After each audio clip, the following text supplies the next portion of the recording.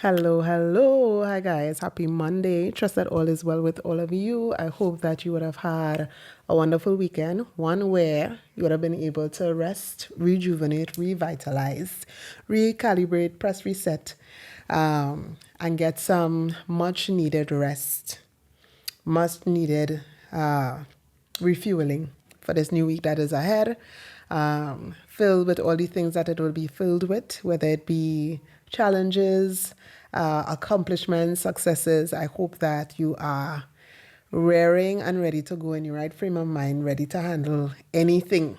There's a verse in Proverbs 31, I think I mentioned it last week, that says she laughs at the days to come. It speaks to a level of confidence of your preparedness for what is ahead.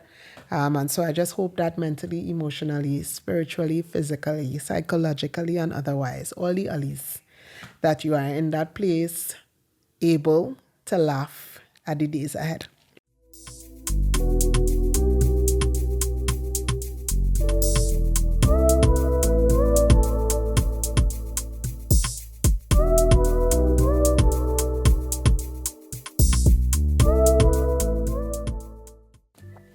So today, I just want us to, I know last week I just wanted us to think about something. Today I want us to think about another thing. So sometimes it's good to pay attention to history, to pay attention to the ones that went before us, just to make sure we are not in a position where we are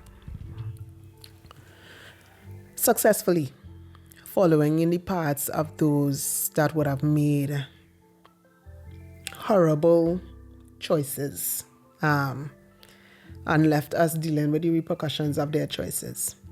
So I want to mention one such person who would have made a choice that, even though he probably would have thought that this is just momentarily, it had repercussions on his future and the future of his seed, if you want to call it that.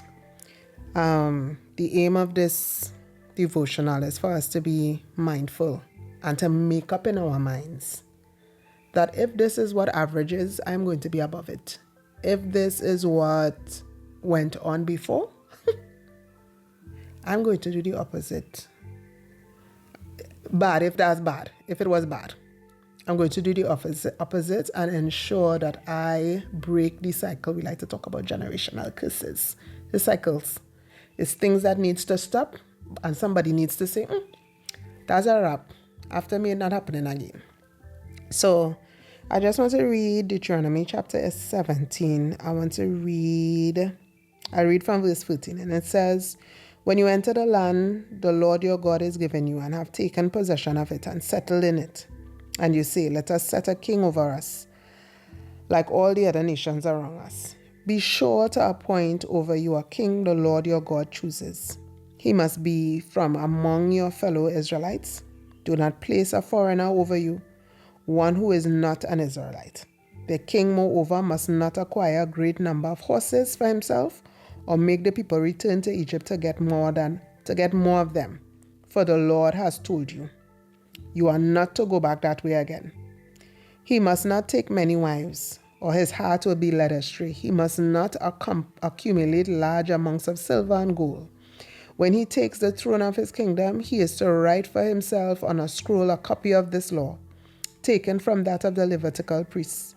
It is to be with him, and he is to read it all the days of his life, so that he may learn to revere the Lord, his God, and follow carefully all the words of this law and these decrees, and not consider himself better than his fellow Israelites, and turn from the law to the right or to the left.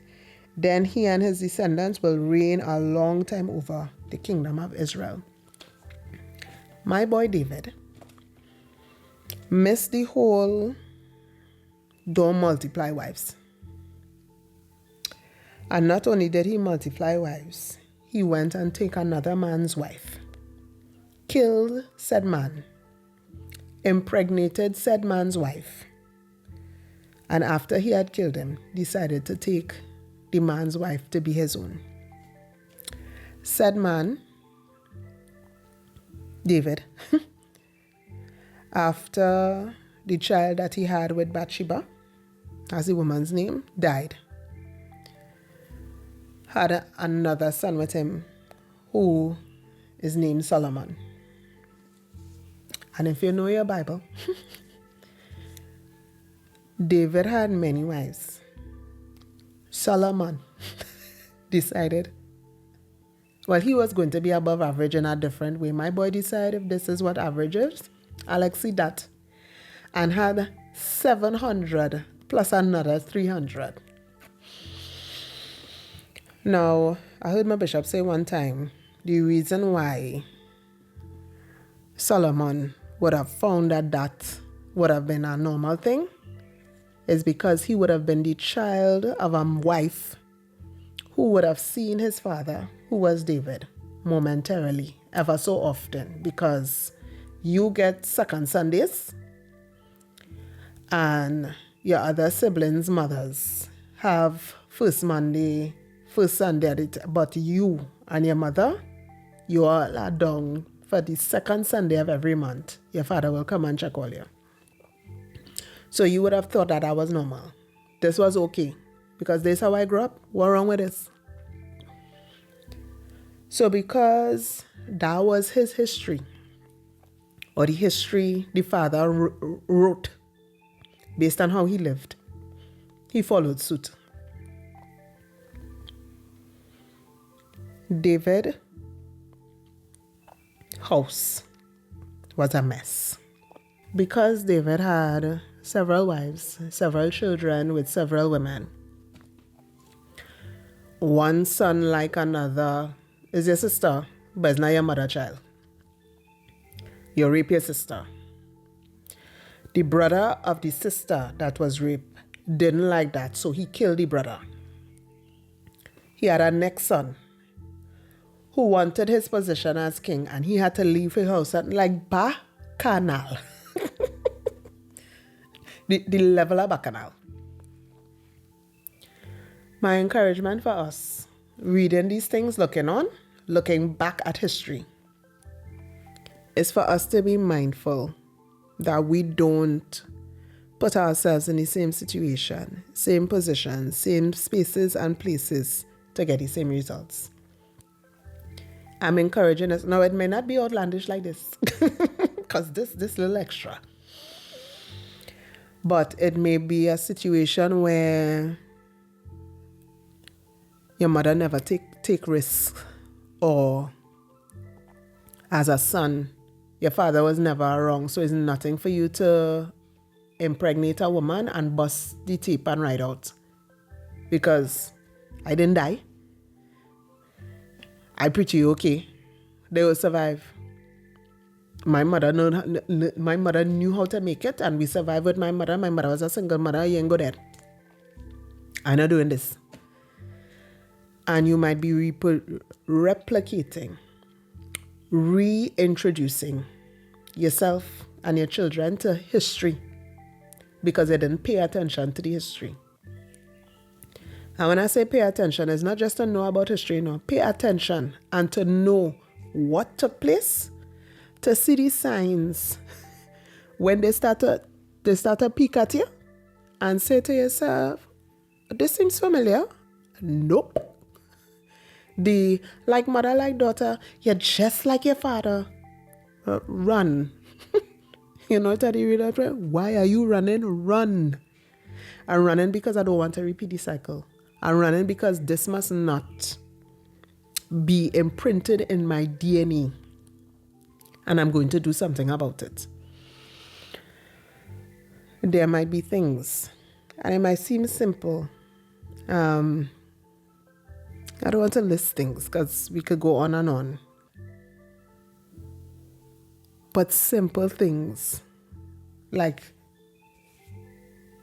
my mother never cook this way. But the thing is, it's not the best way. But you continue doing that because that's what you learn. That's how you learn it. Nobody can fault you for that because you learned it that way. But there is a better way. I am encouraging us if you are in a position where you see cycles repeating, where you see history looking like it as if it want to be in the present, and it's not good, do something about it. Fast, quick, fast, and in a hurry. So that you're not like Solomon, repeating your father's mistake spectacularly, like Solomon did the most. The man had so much wisdom, but it didn't materialize for him to pay close attention to his history so that he wouldn't repeat the same mistakes that his father made. I mean, he didn't kill nobody for nobody's wife. But in terms of not following the principles, the things, the instructions God gave for kings, that wasn't wise. You're in check back. Let's check back. Let's sit and see.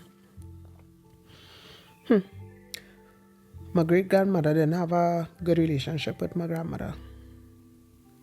My mother didn't really have a great relationship with my grandmother. My mother and my relationship, not looking cute. You see, as for me and mine, nah. Let us sit and assess and see where we need to use our scissors and cut that cord, burn that bridge, so that there's no crossing over of the history past into our present and into the future of those that belong to us, into the future you, into the future of your children. That's my encouragement today. Continue to enjoy the month of May. Have a wonderful, wonderful week. Love you guys.